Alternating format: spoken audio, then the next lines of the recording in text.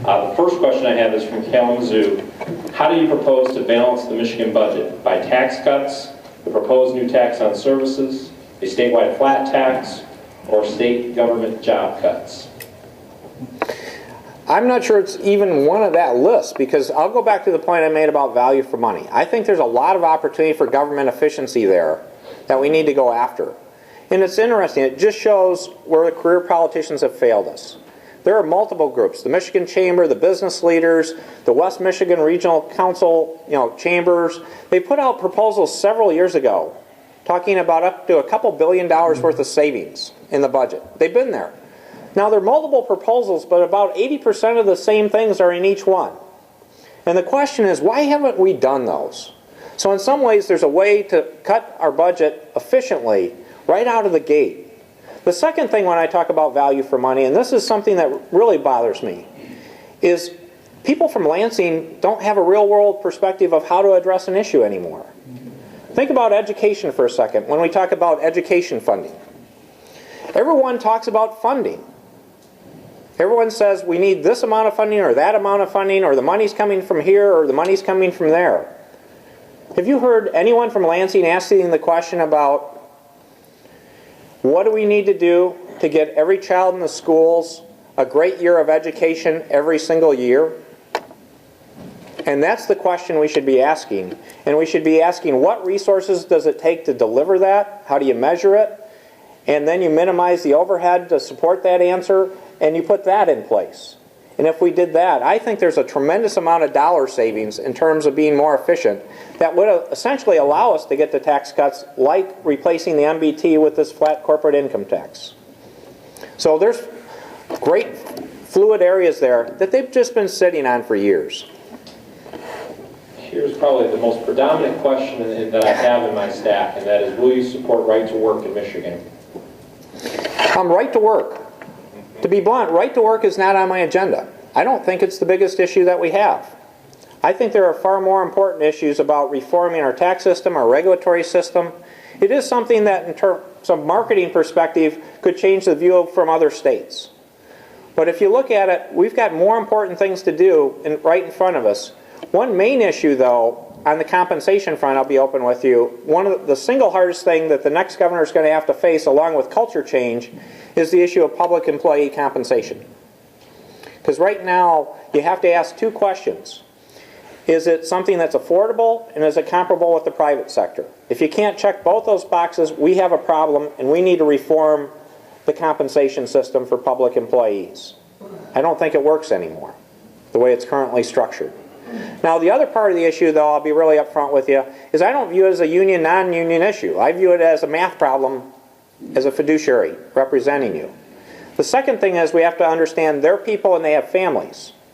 So we need to work in a positive fashion to transition that, to make it more affordable so we can do the right thing. That's a much bigger issue to me than right to work.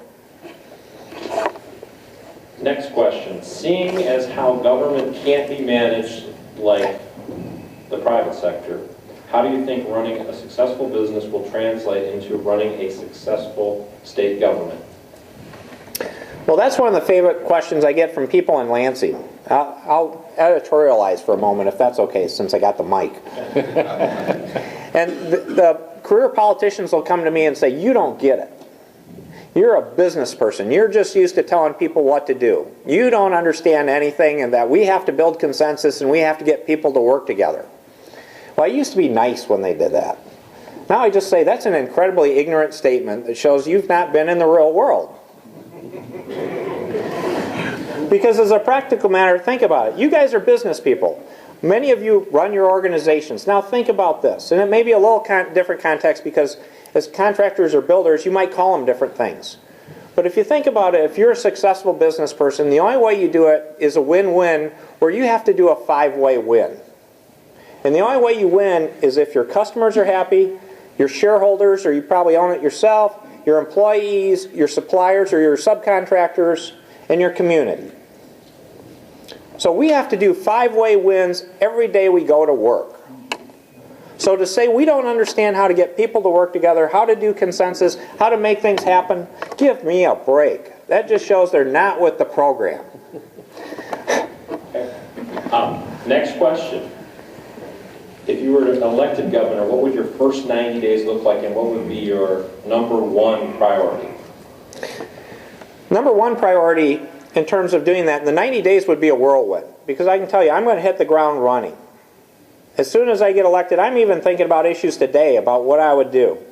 And we actually have them in our policy papers. We've got an extensive series of policy papers on our website saying here are tangible things we can do that were already put out there. So we've started that process already getting ready to take office. And again, I don't want to be too presumptuous, but I want to share with you what our plan is and what we're going to do. So that's one thing. One of the first things I would do, though, gets to this point about getting the legislature on board.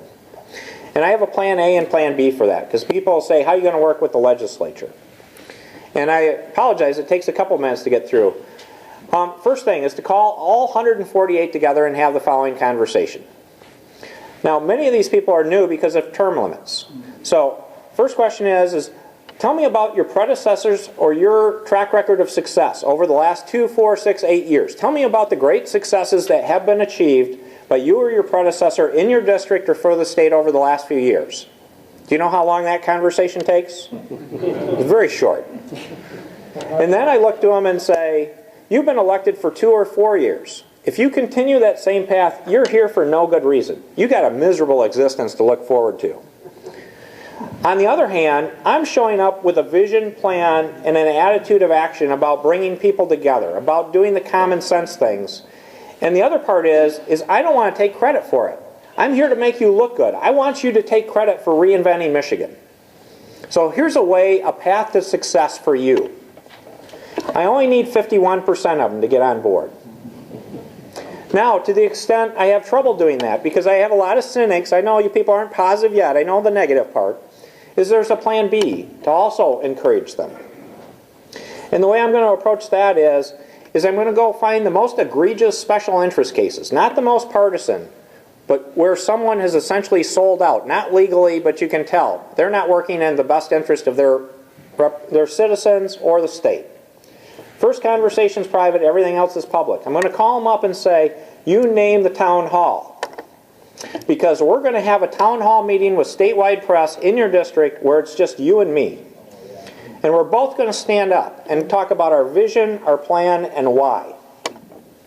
And I've had that conversation with sitting legislators, and they made it clear that after 1 or 2 of those meetings, Plan A starts looking pretty good, folks. I don't mean to put you on the spot, but this is our last question. Okay. And I mentioned it to you up front, the smart growth question. There, Yeah. I had several people comment on some of in your platform online mentioning of smart growth. Can you elaborate on your smart growth ideas for the state of Michigan? Sure. If you think about the state of Michigan right now, think about our urban areas and places that we need to redevelop. Take Detroit, for example. Literally, there are 40 square miles of open space. And you can go across the state, and there's all this open space that literally we should be land banking and redeveloping and creating an environment for you guys to go build great stuff on over the longer term.